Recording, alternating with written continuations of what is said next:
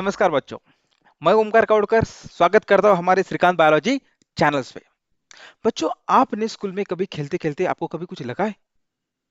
लगने के बाद आपको कुछ जख्म हुई है कभी ना कभी? बिल्कुल हुई होगी।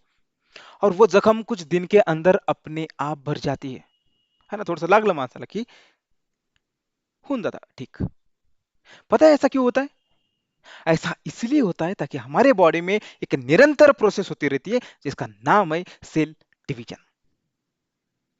तो चलिए स्टार्ट करते हैं without wasting of time, cell division. तो जैसे बच्चा आपको पता है कि हम देख रहे थे 10th Maharashtra science part 2 lecture number 6 chapter living processing life processing living organisms. ठीक है, चलो। तो सेल डिविजन्स समझने से पहले हमें को समझना पड़ेगा सेल्स कि ये सेल्स क्या होता है। थोड़ा सा पीछे चलते हैं, थोड़ा सा ब्रिज क्लास लेते हैं। थोड़ा सा सेल को कहते हैं structural and functional unit of life. Structural and functional unit of life. क्यों भाई? Because one cell make whole body. एक सेल क्या करती है? पूरा का पूरा बॉडी बना देती है, और इसलिए तो उसको स्ट्रक्चरल यूनिट कहा जाता है। Structural unit. फंक्शनल यूनिट इसलिए कहा जाता है क्योंकि एक सेल बनाती है टिश्यू, टिश्यू से बनता है ऑर्गन, ऑर्गन से बनती है सिस्टम, और सिस्टम से बनता है ऑर्गेनिजम्स। राइट? और ऑर्गेनिजम्स में क्या होते हैं भाई? फंक्शंस होते हैं।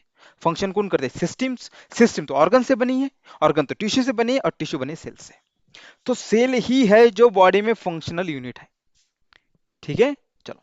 तो बच्चों, सेल ना बॉडी में दो टाइप के होते हैं। जब हम सेल डिवीजन पढ़ेंगे तो हमको दो टाइप के सेल्स पढ़ने पड़ेंगे। सेल्स दो टाइप की। हमारे बॉडी में दो टाइप के सेल्स है। सेल इन अवर बॉडी, दो टाइप के सेल्स है भी हमारे बॉडी में। एक होता है जर्मिनल सेल्स, जर्मिनल सेल्स। और दूसरे होते हैं सोमैटिक सेल्स, सोमैटिक सेल्स।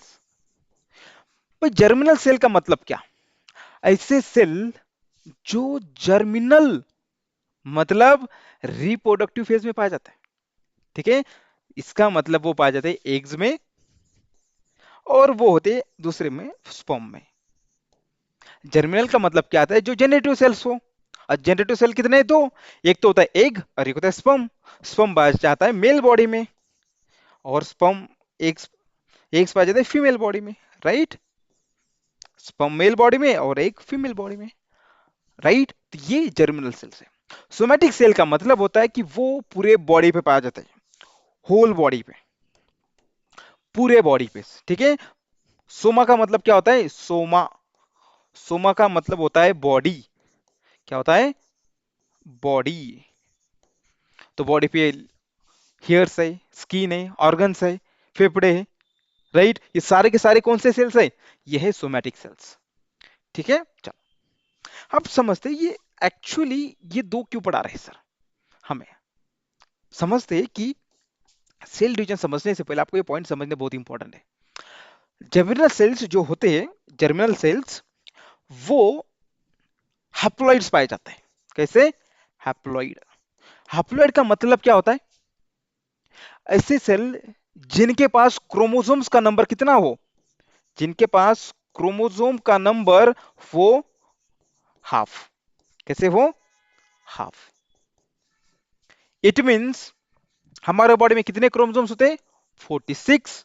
तो इनके पास कितने होंगे? 23 सिंगल सेट ऑफ क्रोमोसोम्स। और इसलिए उनको कहते हैं हैप्लॉइड्स, जो डिनोटेड किया जाता है एन से। दे डिनोटेड बाय एन। और ये जो सेल बनते हैं ना बच्चों, ये मियोसिस प्रोसेस से बनते हैं। किस प्रोसेस से बनते हैं ये? मियोसिस। मियोसिस ये एक सेल डिवीजन है। मियोसिस दो टाइप में होता है, एक होता है मियोसिस 1 और मियोसिस 2। ये दोनों हम सेल डिवीजन पढ़ेंगे। अब आते हैं थोड़ा सा सोमैटिक सेल्स पे। सोमैटिक सेल्स, सोमा का मतलब होता है बॉडी, जो बॉडी पे पाया जाता है। ये जो सेल होते हैं ये डिप्लॉयड पाए जाते हैं। ये कैसे होते हैं? डिप्लॉइड्स। ठीक है, डिप्लॉयड। डिप्लॉयड का मतलब क्या है? डबल सेट ऑफ क्रोमोसोम्स, ठीक है, डबल सेट ऑफ क्रोमोसोम्स। कितने फिर? 23 पेयर्स, ठीक है, 23 मतलब 46 chromosomes, 23 and 23 double set of chromosomes. और इसलिए इनको कहा जाता है 2n, डिनोटेड बाय 2n। और ये डिवाइड होते हैं माइटोटिक प्रोसेस से। कौन सा? माइटोटिक, ठीक है, माइटोटिक प्रोसेस से। और ये एक सेल के बनाते हैं सिर्फ दो, है ना, ये कितने सेल बनाते हैं? दो। और यहां पे कितने बनेंगे फिर? यहां पे बनेंगे चार, ठीक है। तो मियोसिस में कितने सेल बनेंगे भाई? चार। माइटोसिस में कितने सेल बनेंगे भाई? Only two. तो ये हुआ सिंपल थोड़ा सा सेल ऑफ आवर बॉडीज, ठीक है। देखिए फटाफट, germinal cells, somatic cells. Germinal का मतलब एग एंड स्पर्म, सोमैटिक मतलब present on body. Somatic cells diploid, germinal cells haploid, जो कि 2 3 denoted by n and diploid is denoted by 2n, ठीक है। चलो अब आते हैं हमारे अगले पड़ाव पे, जिसका नाम है सेल साइकिल। Cell cycle. अब सेल साइकिल है क्या? It's a series to continue rebuild the cells. किसी एक continue to rebuild the cells. बच्चों, ये जो सेल साइकिल है ना, सेल साइकिल्स, ये बहुत सारे फेजेस में पाई जाती है, जैसे कि G1 phase, S phase, then G2 phase, इस प्रकार से। चलो फटाफट देख ले ताकि आपको समझ में आ जाए। पहला phase they called as G1, पहला फेज होता है G1। दूसरा होता है यस फेज, ठीक है। तीसरा होता है G2 फेज। और इन तीनों फेज को कहा जाता है इंटरफेज। समझ में आया? अभी क्या कहते हैं इसको? इंटरफेज। इंटरफेज को एक और नाम से जाना जाता है रेस्टिंग फेज। क्या कहती है इसको? रेस्टिंग, रेस्ट कहती है ना सेल इसमें, रेस्टिंग फेज, टेजर फेज नहीं, रेस्टिंग फेज। अब इसके बाद स्टार्ट होता है एम फेज, जहां पे क्या होता है? सेल डिवाइड होता है। M phase, M phase. M phase में जो पहले फेज होते हैं ना, उसको कहते हैं प्रोफेज, मेटाफेज, एनाफेज, टेलोफेज। और लास्ट में होता है साइटोकाइनेसिस। क्या होता है? साइटोकाइनेसिस। अब इसमें भी दो आते हैं, PMAT, पूरा नाम मैथ समझने के लिए। इनको कहा जाता है न्यूक्लियस का डिविजन्स। क्या कहते हैं इन चारों को? Karyokinesis, karyokinesis. और जो लास्ट वाला है C, they call as cytokinesis, cytokinesis.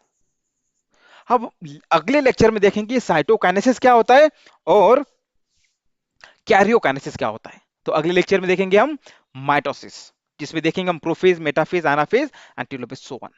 तो समझ में आया रिगार्डिंग टू द सेल्स। अब लास्ट में देखते हैं कि भाई सिग्निफिकेंस क्या है। What are the significance of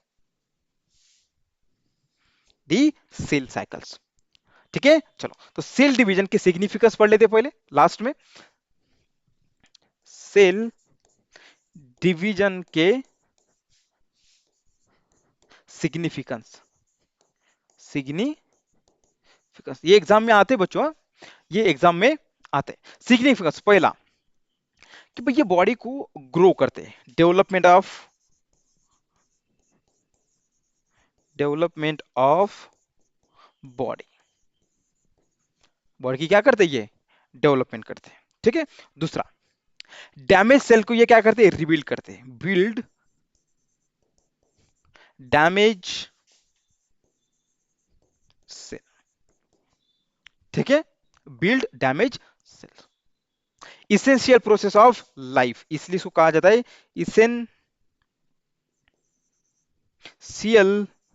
process of life. समझो भाई, ये डैमेज सेल को अगर बर्ड बिल्ड कर रहा है तो ये एनिमल में भी करेगा और प्लांट में भी। बच्चों एक चीज समझो, ये एनिमल में भी करता है, ठीक है, एनिमल और प्लांट में भी करेगा, ठीक है। तो सर हमारे पास एनिमल के सेल अगर रप्चर हो जाते हैं, हमारे पास सेंस है, समझ में आता है सेल को, भाई यहाँ का सेल क्या होगा, रप्चर हो गया, खराब हो गया, तो दूसरा सेल बनाओ। तो प्लांट के पास भी सेंस होता है। रिसेंटली अभी डिस्कवर में पता चला कि प्लांट के पास सेंस होता है। इसका मतलब ये नहीं बच्चों कि सीधा प्लांट को जाओ काटो, तो प्लांट को भी सेंस होता है, ये चीज आप समझो।